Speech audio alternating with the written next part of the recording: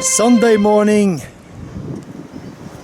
at the beach of Fuengirola,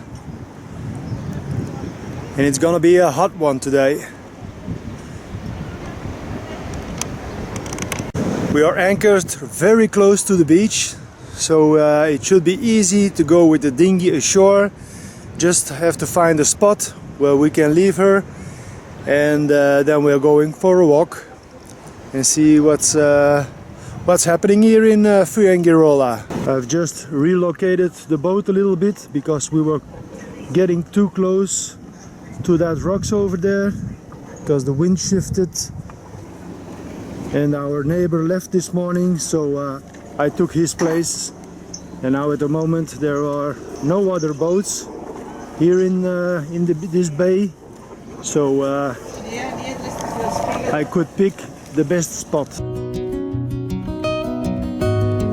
Hello everyone!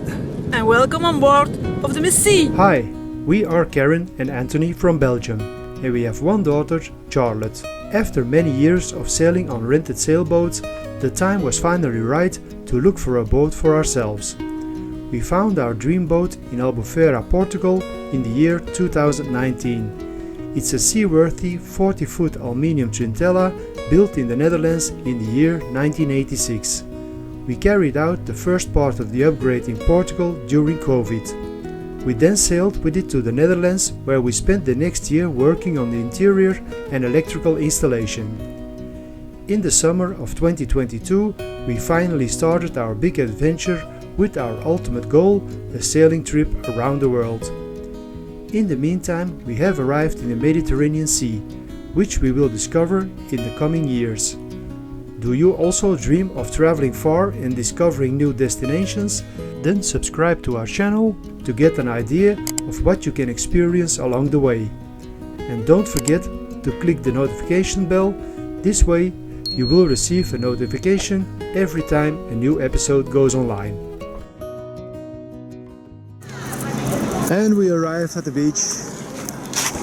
We find a pretty good spot for the dinghy, locked on a rock. And now we're gonna go into the town.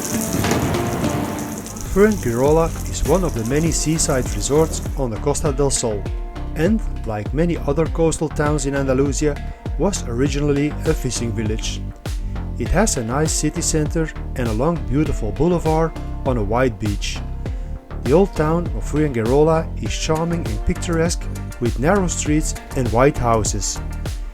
It is the perfect place to walk and enjoy the Andalusian atmosphere. At the highest point of the city you will find Soel Castle, an impressive medieval castle that towers high above the city.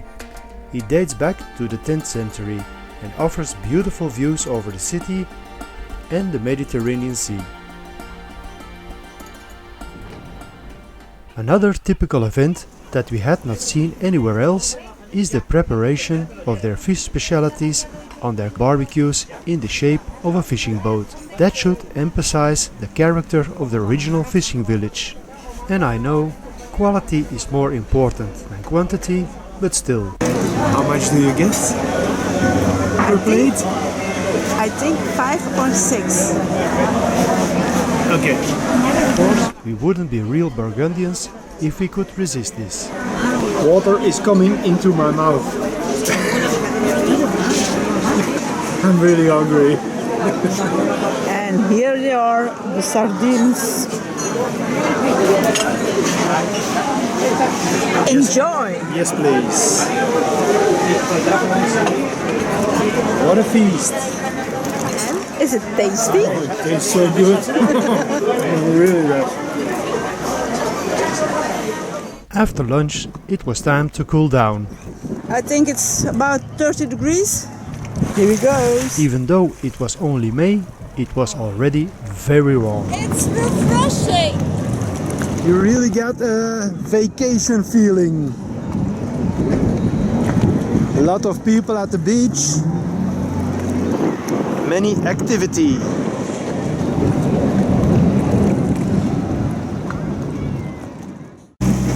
Good morning. We left this morning our anchorage in Fuengirola one day sooner as planned, but that's okay. We spent a couple of days in the bay of Fuengirola. It was a nice place to anchor. It was a great location for doing grocery shopping. The Mercadona was only 400 meters away from the beach, so it was easy to access the beach with the dinghy and pick up some grocery. Fuengirola only has a few highlights that you can visit. There's the castle, but it was closed on Monday, so we didn't go. There's also an ancient site that you can visit, but that's not our kind of thing. That's not what we like to do, so we didn't go. For the rest, Fuengirola is a nice place. Lots of restaurants, lots of bars, so you can spend easy a few days there, but after a few days we have seen enough, and now it's time to move on because our plane is waiting in a small week, so we have to be in Motril in time. At the moment we are running on engine because there's not enough wind at the moment, and it should shift late this afternoon, but it's a trip of 43 miles, so now we're running on engine for a few hours because our batteries are also low, and now I don't have to start the generators, so it's better that we run on the main engine and make some progress in the meantime. The only problem we have to deal with is our low water tank level. We only have 30% of water in our tanks. Now that's still around 200 liters, so if we are a little bit careful we should be able to hold on until the next marina. Now maybe we can fuel up some diesel somewhere, and hopefully there's also a water hose that we can fill our tanks, but we'll see.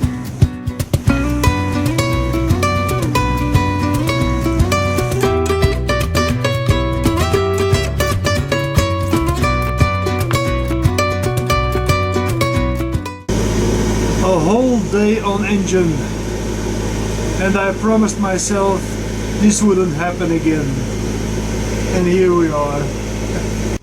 But Karen brought a nice surprise. Watermelon. It's always refreshing. It is. So for the last 2 hours the wind picked up a little bit, and we are almost at our anchorage, the Bay of Herradura, and we should be well protected in this bay the next couple of days because tomorrow there's gonna be strong easterly winds, and in this bay we should be protected from that.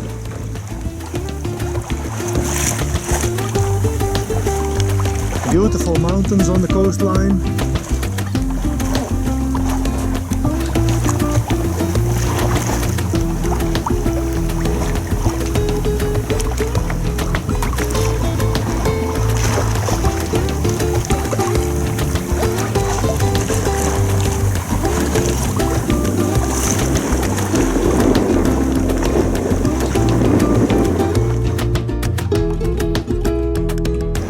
And this is our spot for the next couple of days, nearby the beach of Herradura. And I've put myself in the middle of this bay because the wind didn't decide yet which side to choose. So I put myself in the middle, and tomorrow we'll see what to do. If the wind is coming tomorrow from the east, I put myself on that spot, and if it's coming from the west, I will be sheltered behind that spot. So we're all good. And tonight we have Mexican night. We're having nachos with our last portion of homemade bolognese sauce. So at the bottom I've put nachos and then spring onions and then a lot of cheddar cheese.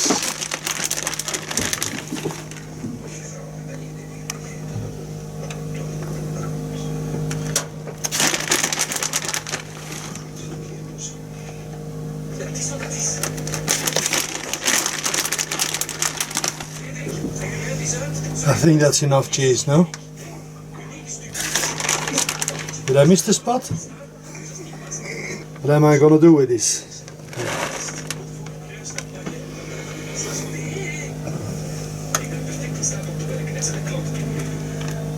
Okay, let's put this in the oven.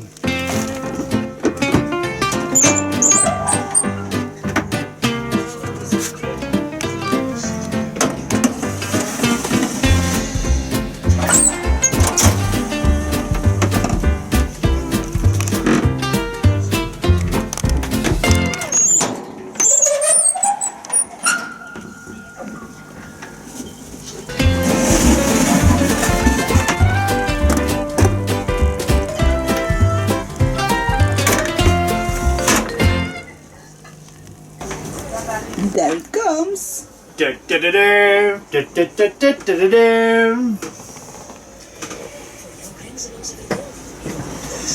These nachos you don't get in any restaurants.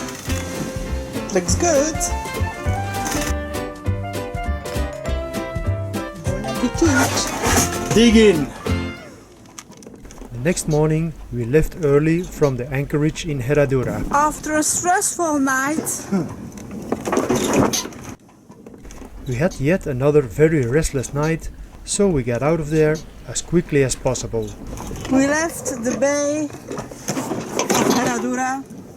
Normally we still had a few days before our appointment in Motril, but we had enough of the swells and we were longing for a few quiet nights in a marina.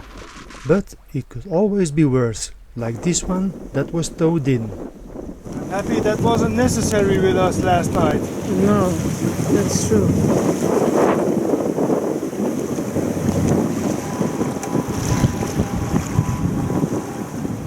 And we are safely docked in our berth for the next couple of weeks. And now I'm parked with my bow to the quay because that's the direction where the waves can come in. Great marina. Not a top location, but incredible friendly staff. Everyone is very kind, really helpful. Nothing is too much. That's true. Yeah. Really nice people. So I'm glad you have chosen this spot to leave the boat, so we can go home and not have to worry about her. So today I'm gonna do a project that I am thinking about for some time now, because in the future we're gonna anchor a lot more, and I have this snubber to reduce the forces of my anchor chain to my anchor winch. It's an easy system. You just do this devil clue around your anchor chain, and then you do the other end to this cleat, and then you can drop your anchor and give the anchor chain some slack. But now all the forces are on one cleat, but I want to make a new snubber with two lines at the end, so we can divide the forces on two clamps. And also I don't have to go with my line this way, but to the outside of the bow, so you have much less chafe on the new rope. So let's get started.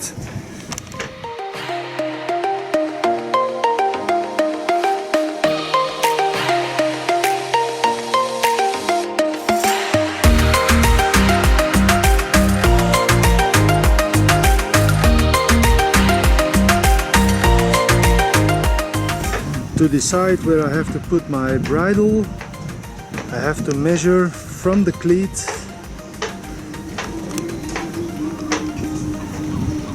through this way and through this porthole, and then I was thinking about 1 meter where the two ropes will come together, so that's 3 meters and 40 centimeters.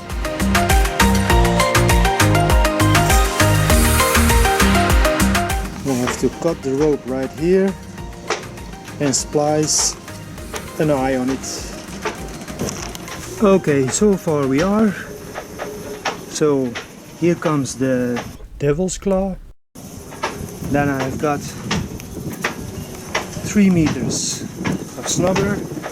Then I have my shock absorber. Then I still have 60 centimeters, and there is where the two lines separate, and each one goes to a cleat.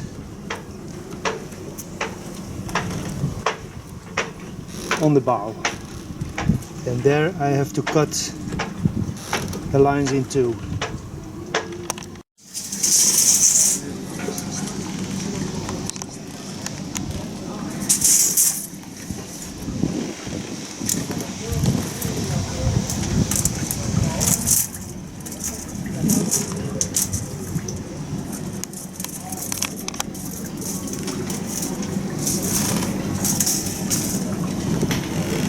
Okay, think twice, but because you only can cut once. So far we are. So I measured the length of the line that needs to be waved in this end.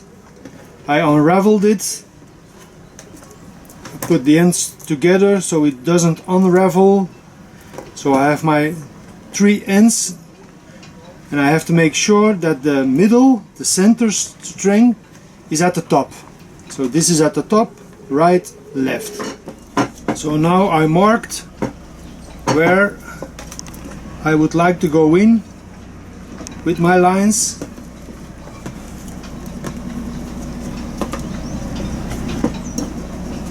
And I marked it, so I go in here. So I open up.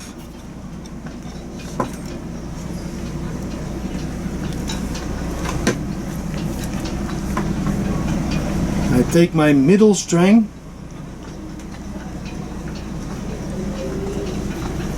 and I just go in.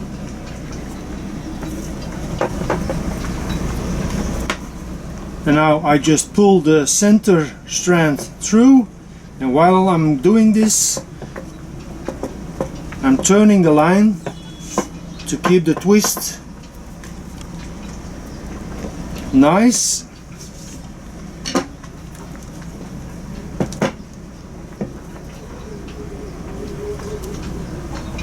Just like that. So that one's in. The next strand I'm gonna take is the left one. So I have to turn this rope, and now I'll see the center strand came out here. This is the next one, so I have to go under this.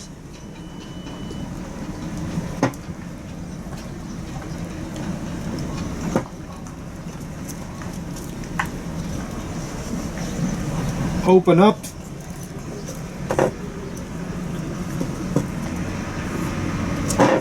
little bit more, and now just put the left strand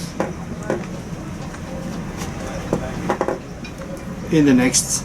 And while I'm doing this, keep turning on the rope so it keeps it tight. So now for the third strand.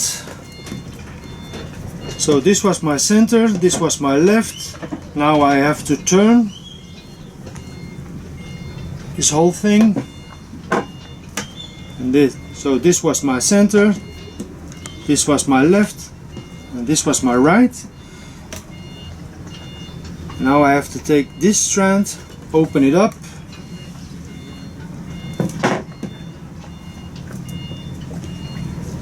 and push it through.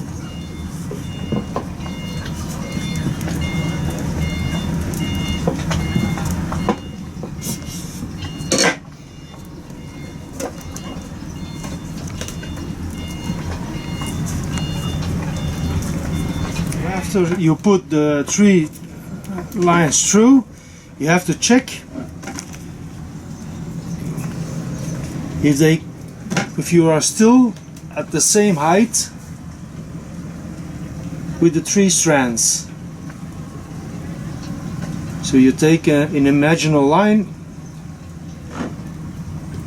and as you can see, they'll come out at the same height. So we're okay. Then repeat the previous steps until the rope is completely inserted. My new snubber is ready. I've got 2 spliced eyes to do around the cleat. Here I go from the 2 spliced eyes into 1 rope. My shock absorber. Let's see if everything measures out right. So this is the new setup.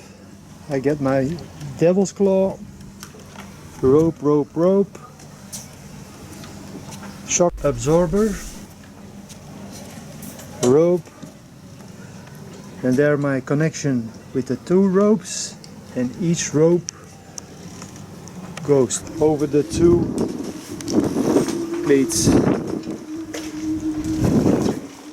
While we are cleaning the boat for our departure for tomorrow, we just got a text that friends of ours who we met in Albufeira in Portugal are arriving here in the harbor of Motril any second now. So we're gonna give them a warm welcome. Hello! And they are on their way. It was a shame that we have to leave a day later. Otherwise we would have liked to spend more time with them. Maybe next time. We are ready to go back home. Everything is packed. Boat is clean. So Batteries are full. So yesterday evening we went for dinner with Ria and Wim, and we had a pleasant evening, but now it's time to go home. We've got a big trip ahead of us. In a half an hour the taxi will pick us up, bring us to the big bus depot, and from there we have a trip of 2.5 hours to Malaga. There we're gonna have dinner, and then we have to take another bus to the airport, and then we are stuck at the airport until 5 a.m. tomorrow morning. Yeah. Then I can check in, and the plane leaves at 7 o'clock in the morning, and then we are in Lisbon, and in Lisbon we have to wait for the other plane to Brussels. So and then we are in Brussels, and then we still have to take a train. So normally we should be home around 5 p.m. tomorrow. Yeah. So that's 27 hours from now on. So let's do this.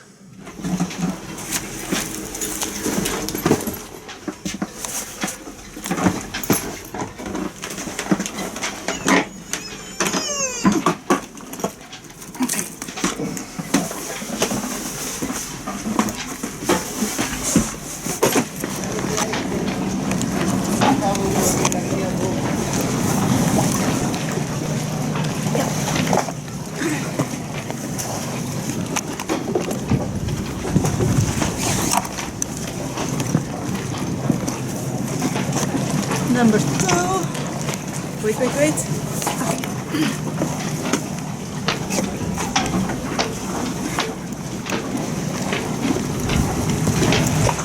Number 3 and number 4. Yeah. Next time at the Missy. We have a long trip ahead of us to get home, but we are looking forward to seeing our little one and the rest of the family again.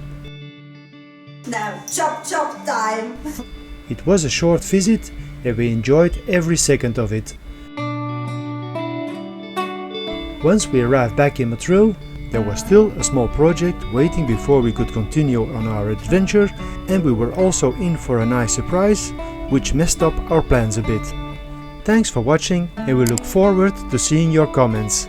If you enjoyed it, give us a thumbs up and don't forget to subscribe. See you next time, guys.